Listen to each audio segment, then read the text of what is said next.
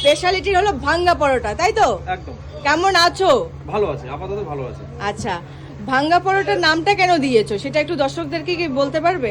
ভাঙা পরোটা নামের পেছনে একটাই কারণ, আমার দোকানে এক বয়োজ্যেষ্ঠ কাস্টমার আছে একদিন, আচ্ছা আচ্ছা উনি আচ্ছা, আমার দোকানে মাঝে মাঝেই আসে। বাহ, তো একদিন এসে আমাকে বললো যে ভাঙা পরোটা কত করে।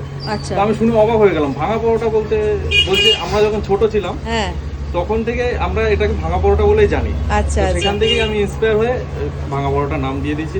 এখন মানুষ পছন্দ করছে একটা অন্য কিছু পছন্দ করছে, একদম একদম ঠিক আছে? ইউনিক ইউনিক কিছু একটা পছন্দ একদম। করছে। একই জিনিস আমি অন্য নাম দিয়ে তখন কি হয়, কাস্টমার আকর্ষণটা বেশি হয় যে একদিন খেয়ে দেখতে হবে জিনিসটা কেমন, আচ্ছা। এটাই, আর কিছুই না। আর ভাঙ্গা পরোটার সাথে আর কি কি থাকছে একটু দেখাও দর্শকদেরকে। ভাঙা পরোটার সাথে আজকে রয়েছে যেমন ফুলকপি তরকারি, আচ্ছা, এখন শেষের দিকে এর জন্য বাহ, কপিটা আছে। আচ্ছা, প্রতিদিন কি একই রকম থাকে না আলাদা আলাদা থাকে? আমাদের সপ্তাহে 7 দিনে 6 দিন দোকান খোলা থাকে, বৃহস্পতিবার বন্ধ।